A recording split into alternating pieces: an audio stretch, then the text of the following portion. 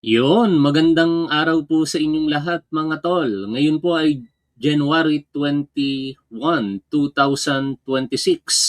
At pag-usapan po natin, ito pong mukhang most likely susunod sa pagkakakulong kay dating Senador Bong Revilla.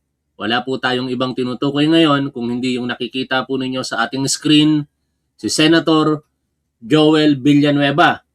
Ito pong nakaraang araw, nagpahayag po ang Department of Justice na sila po'y patuloy na nagsasagawa ng fact-finding investigation for determination of probable cause.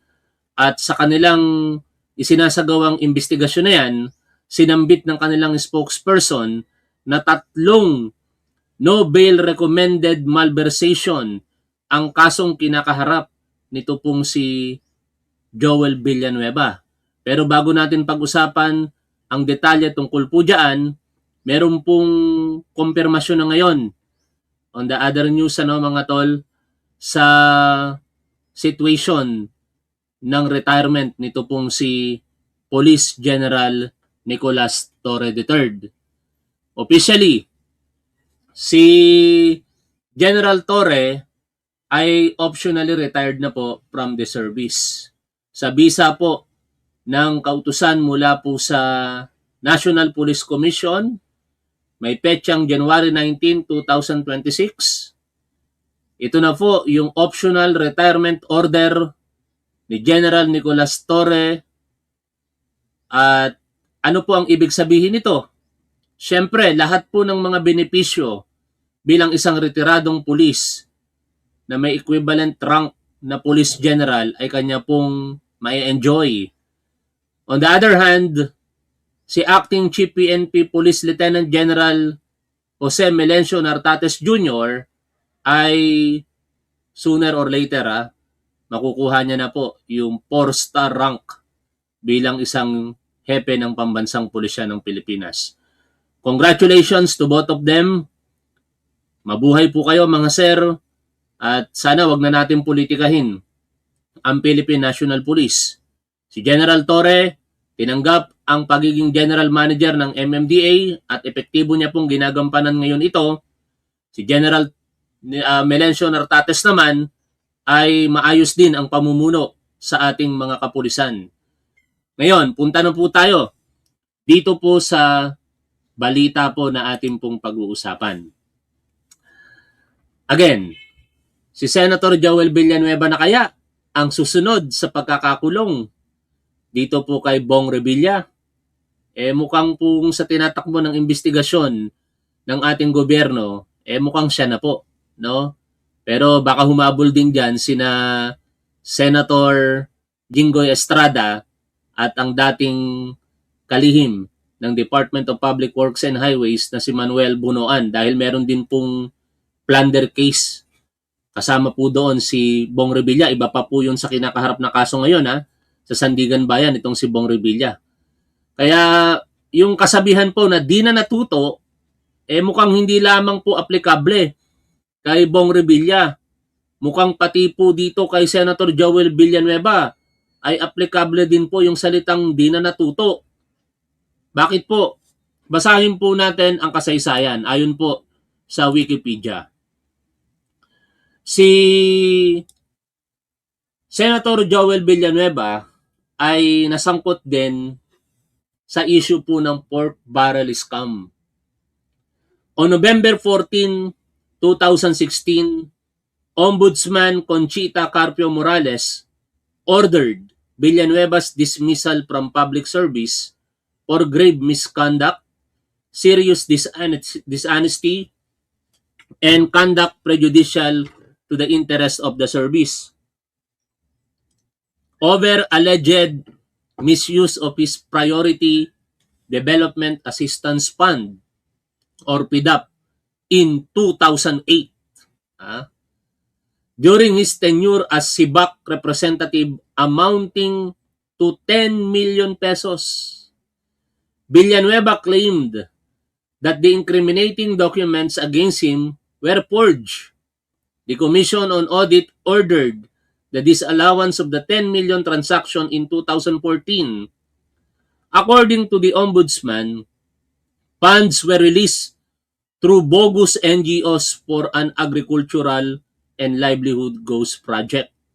Mukhang mahilig talaga sa ghost project Kasi ito pong tatlong malversation na kaso na inire-ready po sa kanya ng Department of Justice, kaugnay din po ng di umano'y ghost project sa Bulacan.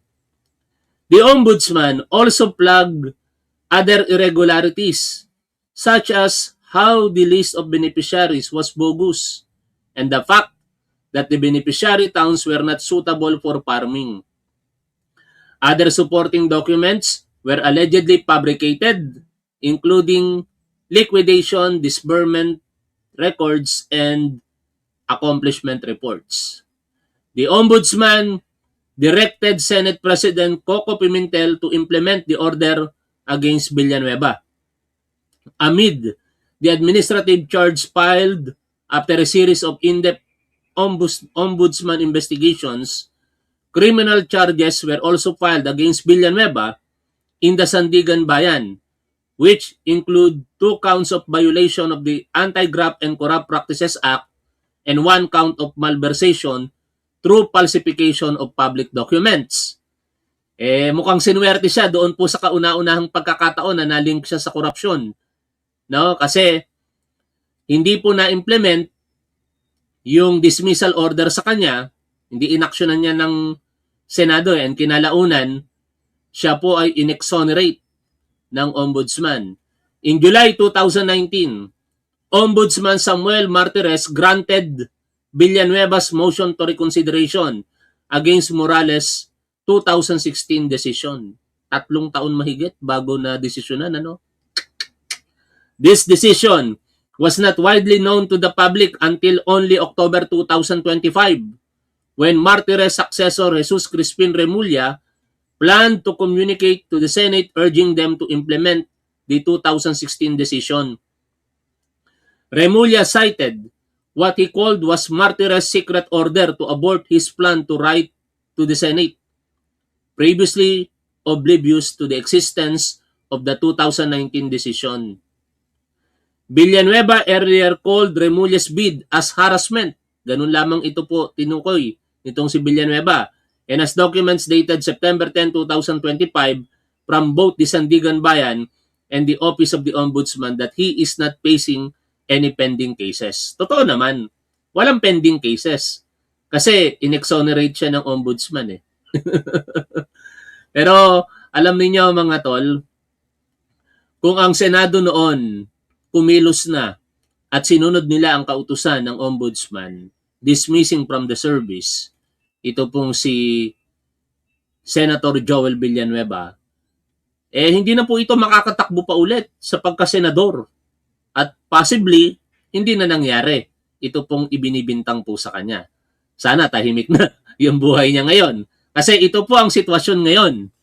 Katulad po ng sinabi natin kanina, maaaring sumunod kay former Senator Bong Revilla itong si Senator Joel Villanueva dahil siya po ay kumakaharap sa 3 kasong malversation of public funds at no bail recommended po ito.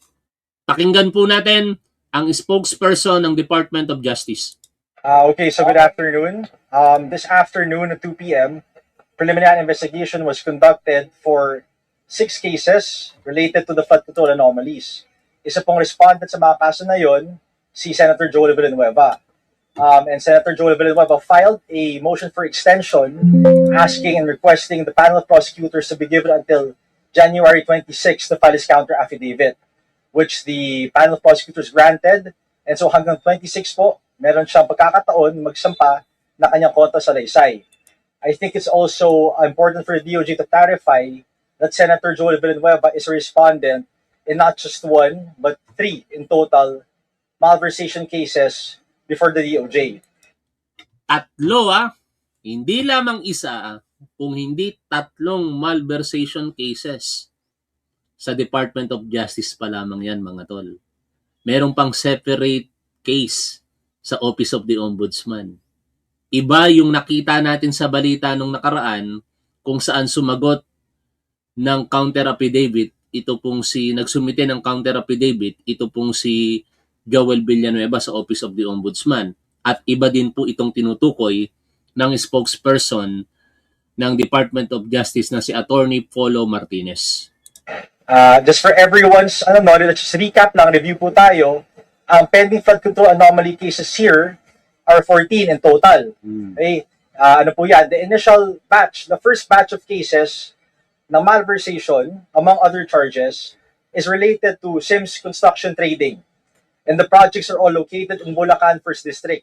Yun po yung initially first 5 cases. Sa 5 po na yun, 2 na-refer na po sa Ombudsman which were filed with the Sandigan Bayan.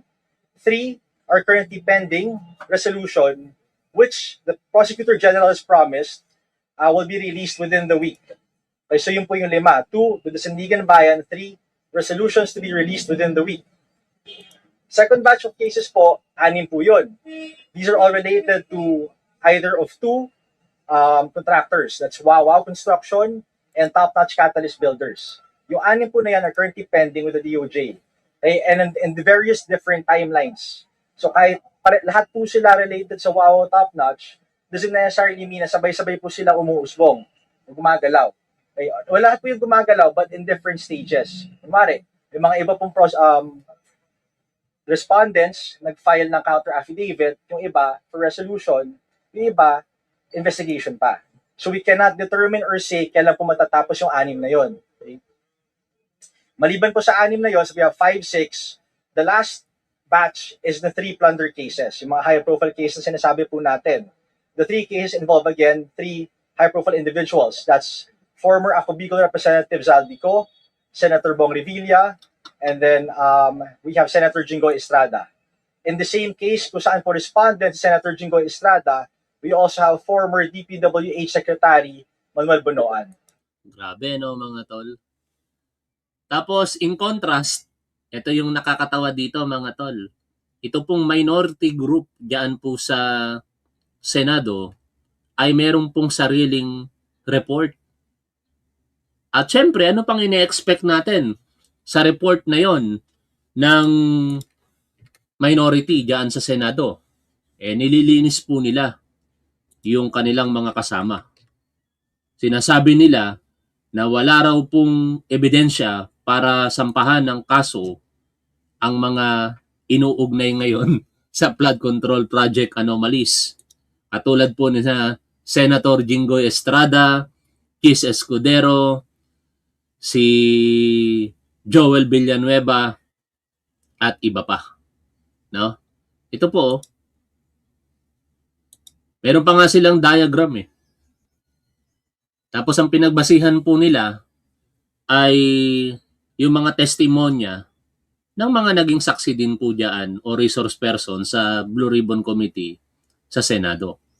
Partikular ang mag-asawang Diskaya, si Orly Gutesa, si former DPWH Yusek Roberto Bernardo, former District Engineer Henry Alcantara, former Assistant District Engineer Bryce Hernandez, as you see dito po sa diagram. Pero ang nakakatawa dito sa ginawang report po na ito ng minority diyan po sa Senado ay si-single out nila yung testimonya laban kay Martin Romualdez, ang dating speaker. At meron pa silang question mark sa taas. Mukhang hindi man nila binabanggit, pero ang pinapatungkulan na nila rito, syempre, yung pinakamataas sa gobyerno sa ngayon, ang ating Pangulong Bongbong Marcos. Pero, logical thinking ang dapat nating ginagamit dito mga tole. Kung ang paniniwala ng minority, for example, ay totoo yung sinasabi ng mga testigo na ito, maliban kay Orly Gutesa, di ba dapat paniwalaan nila na sangkot si Jinggoy Estrada at Joel Villanueva? Dahil si Roberto Bernardo mismo ang nagsabi na siya ay may ugnayan sa mga yan at nagdadala mismo ng pera. Kung hindi man inuutos niya para dalhin ang pera sa mga senador na nililinis ngayon ng minority. Si Bryce Hernandez at saka si Henry Alcantara itinuturo si Jinggoy Estrada at saka si Joel Villanueva. O, di ba mga tol? Yun ang problema dito sa Senate minority. Hindi pa tapos ang investigasyon, kung ano-ano na kagad konklusyon ang ginawa po nila na para bang baliwala lamang ang Blue Ribbon Committee. May komento nga dyan itong si Attorney Carlo Ibanez Basahin ko po sa inyo at may puntos siya rito. Sabi niya, kahapon, nag-press conference na Amy Marcos at Marcoleta. In-announce nila na meron na silang tinatawag na minority report kaugnay ng Senate investigation sa flood control projects. Ayon sa kanila, tapos na raw ang report, na-submit na at malinaw daw ang konklusyon nila kung sino ang may pananagutan. Ang pumirma sa minority report ay silang dalawa at iba pang senador na kaalyado nila. Obviously, hindi bawal ang dissent. Walang masama kung meron silang sariling report. Parte yan ng democratic process at freedom of speech. Pero sobrang premature niyan. Ang problema dito, ginawa ang press conference at inilabas ang konklusyon habang ongoing pa ang investigation. Hindi pa tapos ang hearings, hindi pa kumpleto ang testimonies, hindi pa lahat ng dokumento ay na-authenticate at na-examine. Sa madaling salita, nauna ang konklusyon bago ang ebidensya. Ang Senate investigation, kahit hindi court ay quasi-judicial, ibig sabihin, may proseso, may due process. Mas malalim pa dyan ang problema. Hindi lang ito tungkol kina Amy Marcos at Marcoleta. Ang tinatamaan dito ay ang kredibilidad ng Senado mismo. Kasi kapag sinasabi ng minority na decided na ang issues kahit hindi pa tapos ang proseso, edi para saan ang hearings? Para saan pa ang mga witness? Para saan pa ang due process? Ang Senate investigation ay hindi dapat nagiging trial by press conference. Kapag nangyari yan, ang Senado mismo ang nagpapahina sa sarili niyang moral authority bilang fact-finding body. O pahayag po yan ni Attorney Carlo Ibanez. At puntong-punto yan. Sapagkat ang ginawa ng dalawang senador po na ito ay paglikha ng maraming mga katanungan sa mga isinasagawang investigasyon sa harapan po ng Senado o ng publiko. Magkakaroon ngayon ng pag-aalinlangan ng taong bayan. Para saan pa yung Senate Blue Ribbon Committee hearing kung meron ng konklusyon? In-undermine nito yung isinasagawang hearing ng opisyal na komite at hindi yung kung anumang report na ginawa nitong minority diyan po sa Senado. Saka kitang-kita niyo yung motivation mga tol. Yung objective ng minority report na ito, linisin yung mga kakampi nilang mga senador na nasasangkot ngayon sa mga anomalya laban sa korupsyon. Kakaiba, di ba? Sino ba dapat nating paniwalaan? Sila na mga nasasangkot? Si Rodante Marcoleta, hindi rin malinis ito. Si Senator Amy Marcos, hindi rin malinis ito. May mga issue sa kanilang ibinabato. Katulad po nung kay Marcoleta. Ang issue sa kanya, ang laki ng ginastos niya sa halalan nung nakaraang senatorial election. Mahigit 100 milyon. Pero ang tunay na yaman niya ay mahigit 50 milyon lamang. Paanong mangyayari nagagastos ka ng mas malaki doon sa kayamanan mo?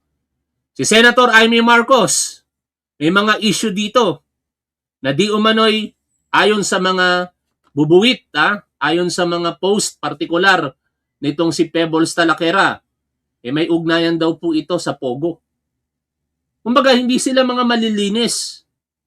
Hindi natin sinasabing ginawa nila yan, pero may mga rumors sa kanila. How much more yung mga ipinagtatanggol nila ngayon at nililinis nilang mga senador na ngayon dumadaan sa fact-finding ng Department of Justice at ng Ombudsman para sa posibleng pagsasampa ng kaso sa hukuman.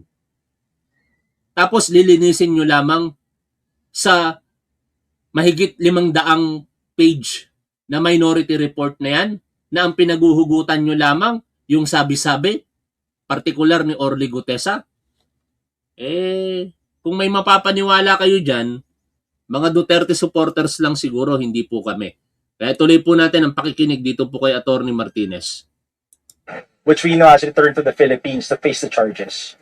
So, yun po yung current status ng ating 14 cases. And we also know that yesterday or last night, warrants of arrest were issued. One warrant in particular issued against former Senator Bong Revilla for the malversation case, which was filed by the NBI with the DOJ, referred to the Ombudsman, and then filed by the Ombudsman with the Sandigan Bayan. So yun po yung status, just so everyone's kept abreast with the current status of these cases. Yung ngayon, yung preliminary investigation, kasama doon sa na-mention nyo na 16 na flood control cases or additional pa yun? 14 po in total, no? 1-4. Kasama po siya dun sa second Anyways, batch na 6. Merong interview kanina sa Undersecretary ng DPWH. At pakinggan po natin ito, mga tol. Kasi sinasabi po dito, ang DPWH ay magsasampa po ng mga kaso sa mga high-ranking officials sa mga susunod na araw o linggo. Pakinggan po natin ito. Anong naging reaction ng DPWH doon? Tama nga po na medyo nagalit nga po ang ilang mga ating mga senador at nag-agree sila sa DOJ that time kung bakit nga hindi ina-accept sa witness protection program itong sila Vizcaya at mukhang hindi sila masyado nagpo-cooperate talaga. Mari mo bang ipaliwanag, Yusek, na bakit kasi parang ganun ang feeling ni Vizcaya? Siguro, para ma-realize natin mga kababayan ang modus. Ang modus po kasi nagpapauna sila. Di ba ganun yun? Nagpapaluwal muna yung kontraktor para may makuhang pera ang mga tiwaling mambabatas. Tapos pagdating na ng actual na proyekto at may budget na, dun sila babawi. Di ba ganun ang naging kalakaran, Yusek? Tama, ganun nga po, no? Itong mga contractor ay nagbibigay ng mga advance para nga po mag-guarantee na kanila na yung kontrata na yon, no? And then later on nga po, binabawi naman nila during the contract. O tapos, ang mangyayari, yung mga mambabatas na binigyan nila, yun naman ngayon ang gagawa ng paraan na sila ang makakakuha ng kontrata. Tama bang pagkakaintindi ko?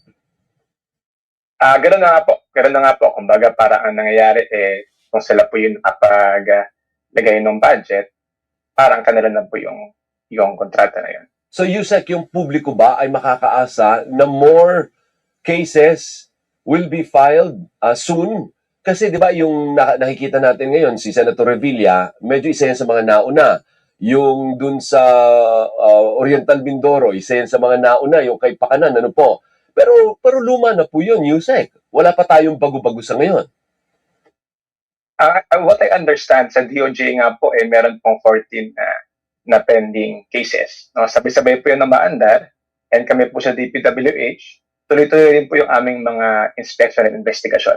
At sa kada po meron kaming mga pakita, tuloy-tuloy po ang mga kasong ipapile po namin. Ibig No, as of now po, meron po kaming mga kine-case build-up at maaasahan niyo po na tuloy-tuloy po ang pagsampa namin ng kaso para po sa mga gumawa ng involved sa flood control scandal. Yusek, ibig ko po sabihin, when was the last time that you discovered something big and you initiated some action? Kailan nyo? Matagal-tagal na rin po, no? Wala kayong latest o wala kayong, para kumaga hinog na, para kasuhan na rin sa Department of Justice? Meron na po kami mga ginagawa ngayon, Sir Alvin, no? Siyempre, you not disclose it, hintay na lang po yung publiko, pero in the coming weeks, meron po kami mga ipafile na mga cases. Na-involve po ang mga matataas na o mambabatas o ito ay DPWH official, former DPWH officials yung involved? Magkahalo po. So meron din. So meron Linaw magkahalo, matataas na opisyales ng DPWH, dating opisyales, at saka mga mambabatas. Kaso lang, yung mga lumilitaw na mga pangalan, paulit-ulit lang, ano? Sina Senator Jingo Estrada, Joel Villanueva, Chis Escudero, former Senator Nancy Binay, possibly si Senator Mark Villar. Tapos sa mga kongresista, marami sila, hindi na natin maisa-isa. including syempre hinahanapan ng butas, ngunit wala silang maipakitang ebidensya kay dating Speaker Martin Romualdez, no? Alam nyo, ito pong mga nangyayari ngayon mga tol, sa totoo lang, ako naniniwala ako pabor na po ito para po sa atin, sa bayan. Kasi dito natin nakikita na wala nang sinasanto ngayon ang gobyerno. Even kaalyado po nito. Si former Senator Bong Revilla, talagang kaalyado po yan ng gobyernong ito. Tumakbo pa nga yan sa ilalim ng administrasyon nung nakaraang senatorial election, di ba? At yan ay kumparing buo ng ating Pangulong Bongbong Marcos. Ang anak ni Senator Revilla ay inaanak ni Pangulong Bongbong Marcos. Malaki ang naitulong ng mga Revilla sa kandidatura nito pong ating Pangulo. At sa kabilang dako, ang mga Revilla ay mga taga Cavite. Ang Office of the Ombudsman na pinamumunuan ni Boying Remulla at ang Department of Interior and Local Government sa pamumuno ni Secretary John Vic Remulla ay mga taga Cavite, magkakababayan. In short mga tol, regardless kung ano ang relasyon mo ngayon sa gobyerno, kaibigan ka man, kababayan ka man, kasama ka man sa politika, hindi ka makakalusot kung ikaw ay may kasalanan. Kakasuhan ka. It's up to the court now kung paano nila i-interpret ang batas, pabor o hindi pabor sa akusado o sa gobyerno.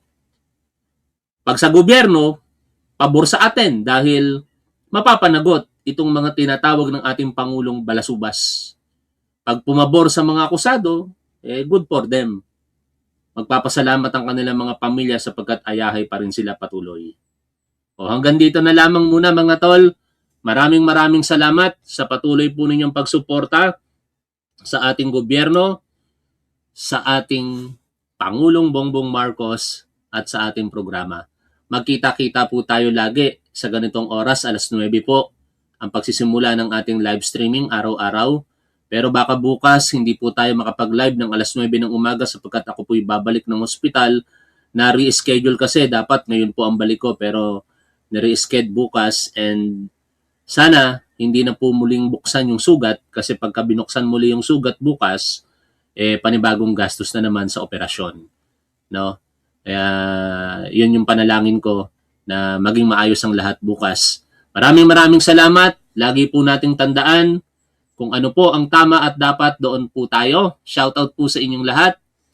Ay, meron pala tayong live streaming na regular din sa Top 1 Live Vlogs sa isa po nating YouTube channel. Kada 1:00 naman po iyon ng hapon. Sana makasama ko rin po kayo doon araw-araw. In short mga tol, 9:00 ng umaga at 1:00 ng hapon tayo'y regular na magkakasama-sama. Keep safe, see you always. Bye for now mga tol.